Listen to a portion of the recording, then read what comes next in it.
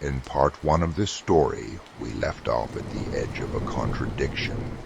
Officially, Operação Prato ended in 1977 with no evidence of anything extraterrestrial in Colares. Case closed according to the Brazilian Air Force's own final report. But the man who wrote that conclusion, Captain Uyrangê Hollanda, carried something else with him for the next 20 years. Something he never said publicly. Something he kept even from most of the people closest to him. Until 1997. Until he finally decided to talk. What he said next would become one of the most consequential testimonies in the history of Brazilian ufology. And only weeks later, he would be dead. This is part 2 of Operação Prato, the final part. By 1997, Uyrangê Hollanda wasn't a captain anymore. He'd risen to the rank of colonel before retiring from the Air Force in 1992. He was 57 years old, living on the northern coast of Rio de Janeiro state, and according to those who knew him at the time, had reached a point in his life where he no longer feared professional retaliation for speaking openly about what he'd witnessed in the Amazon. 2 decades earlier, he reached out to the civilian ufology community himself, specifically to Ademar Gibert, editor of Revista UFO, and his co-editor Marco Antonio Petit. The 2 men traveled to spend time with the retired colonel at his home, and what followed became a 2-day conversation that Gibert would later describe as some of the richest testimony he'd ever collected in his career. It's worth pausing on why this moment carries so much weight. This wasn't an anonymous online account, or a second-hand story passed through a chain of retellings. This was the man who had personally commanded Brazil's largest and most extensively documented UFO investigation, sitting down on the record with his name attached 20 years after the fact, with apparently nothing left to gain from making anything up. What he described didn't just support the old rumors surrounding Operação Prato. It went considerably further than the official record ever had. According to the account Hollanda gave in that 1997 interview, the operation's early skepticism didn't survive contact with the field. Officers who had gone into the Amazon expecting to calm a regional panic instead found themselves, week after week, face-to-face with something they couldn't dismiss. He described enormous, silent objects, vessels large enough that some witnesses described them as motherships, appearing to surface from beneath the rivers themselves and hover without sound just above the tree line of the surrounding forest. His team, he said, maintained constant observation using binoculars and radiation measuring equipment, treating the phenomenon with the same procedural seriousness they'd apply to any credible aerial threat. One incident in particular stood out in his retelling. A large cylindrical luminous object that approached the boat carrying Hollanda's own team, coming to within roughly 100 meters of them. Its light intense enough, he said, to illuminate the entire riverbank around them. In another account from the same period, Hollanda described a smaller sighting, a disc-shaped object, only around 30 centimeters in diameter, observed during a night watch at a location called Bahia do Sol, remaining visible in the air for several seconds before it moved off. What makes Hollanda's account different from a typical eyewitness story isn't just his rank or his direct involvement, it's the paper trail behind it. He confirmed in that same interview that the operation had collected more than 500 photographs of the objects, along with roughly 16 hours of 8 and 16mm film, and hundreds of individual witness statements from both military personnel and civilians. That's not the profile of a single dramatic sighting. That's the profile of a sustained, months-long documentation effort conducted by a branch of the military using its own equipment, under its own procedures, and kept classified for the better part of 2 decades. Hollanda's testimony wasn't the only account from that period to survive with this kind of detail. One of the more striking civilian cases connected to the operation involves a local worker named Louise, 26 years old at the time, who made his living collecting clay for a nearby brickyard, the Olaria Cusha. According to accounts collected later, including Hollanda's own retelling of the incident in 1997, Louise was working on November 2, 1977, when he found himself pursued by a luminous object and by a humanoid figure that witnesses said emerged from it. What makes this particular case notable isn't just that Louise told his story. It's that his account lines up with an official Air Force report from the same period, meaning this isn't just a civilian's memory decades after the fact, being cross-checked against another civilian's memory. It's a case where military documentation from 1977 and personal testimony collected decades later describe the same event.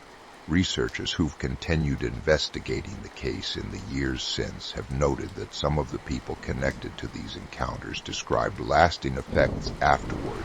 In Louise's case, according to later interviews, a persistent belief that he carried some kind of implant beneath the skin of his arm, and a sense, even years after the military operation had ended, that he continued to be visited at his home by figures he associated with what he'd seen that November night, whether that reflects a literal ongoing phenomenon or the long psychological aftermath of a deeply frightening, unresolved experience during a period of collective regional panic isn't something any available document settles conclusively.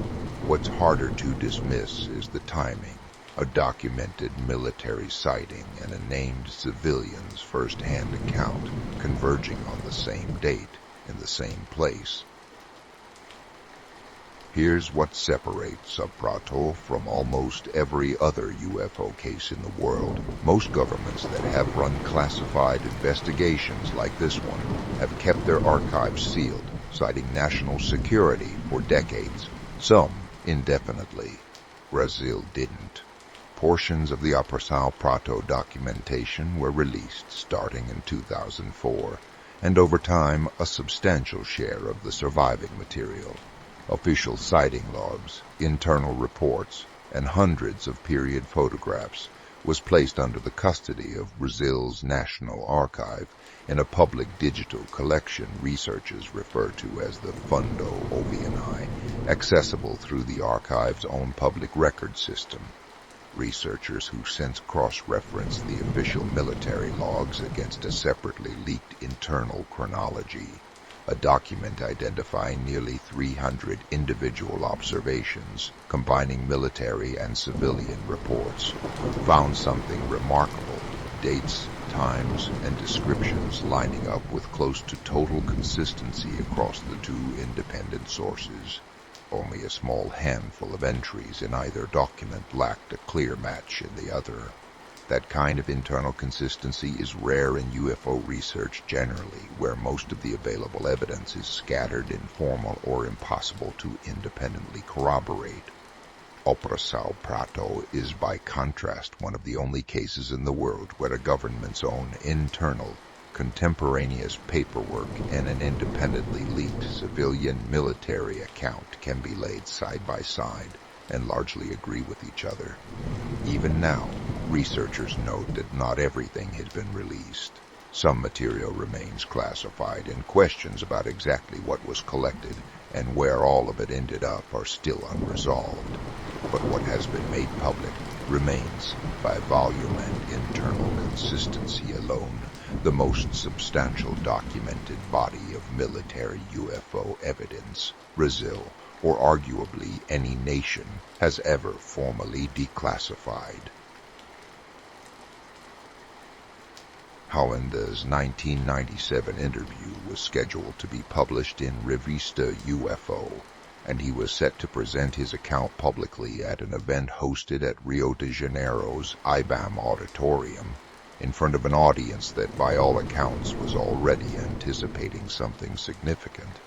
He never saw the public reaction to what he'd revealed. On October 2nd, 1997, Weeks after giving his interview, Uyrangê Hollanda was found dead in his apartment in a coastal town near Cabo Frio, Rio de Janeiro. The official medical examination attributed the cause of death to asphyxiation, consistent with hanging, and the case was formally recorded as a suicide. It's important to be careful and precise here because this part of the story has understandably generated a great deal of speculation online over the years. Speculation that Hollanda was silenced specifically because of what he'd revealed. That theory has never been substantiated by any evidence beyond the timing itself. Adema Giverd, the journalist who had spent those final days with him and had grown close to the colonel, publicly pushed back on that narrative directly, stating clearly that no one had silenced Hollanda, and that whatever led to his death, it stemmed from reasons of his own, unconnected to the interview. At the same time, it's also true that not everyone close to the case accepted the official account without question. Ubiratan Pinon, a pilot who had been directly involved in the original Operação Prato missions, said publicly in later years that he didn't believe the suicide account, though, notably, without offering an alternative explanation of his own to replace it. What we're left with is genuinely two separate, unresolved threads, an extraordinary piece of testimony from a credible, high-ranking source, and a death shortly afterward that even people who knew him well have never fully agreed on how to explain.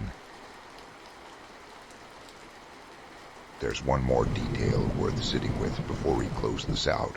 Some researchers who've studied the timeline closely have noted something strange about how Operação Prato originally ended back in 1977. The operation was shut down after roughly 4 months, right as the field team was, by several accounts, the best equipped it had ever been to capture clear photographic and video evidence, and right as direct sightings were becoming more frequent, not less. Some accounts suggest the decision to end the mission came down not entirely from Brazilian command, but with input from American intelligence contacts involved at the time. A detail that, if accurate, raises its own uncomfortable question: was this genuinely concluded because there was nothing left to find, or because someone decided it had gone far enough? That question was never answered in 1977. It wasn't fully answered in 1997 either, even by the one man who might have been able to answer it, before his testimony was cut short by his own death, only weeks after finally deciding to speak. Operação Prato remains, more than 4 decades later, exactly what it was when the first reports came out of Colares, the richest, most extensively documented UFO case Brazil has ever produced. Hundreds of photographs, hours of film, a military archive Brazil chose to make public rather than seal away forever, and testimony from a commanding officer who had every reason to stay quiet and chose, at the very end, not to. What actually came down over those rivers in 1977 is still an open question. What isn't in question is that something happened there significant enough for a national government to investigate it seriously, document it extensively, and, even decades later, never fully close the book on it. If you've made it through both parts of this story, thank you for sticking with us. What do you make of it? A case this well documented that science still hasn't explained, or a story that grew larger with every retelling? Let us know in the comments, and if there's another Brazilian case you think deserves this kind of deep dive, tell us that too.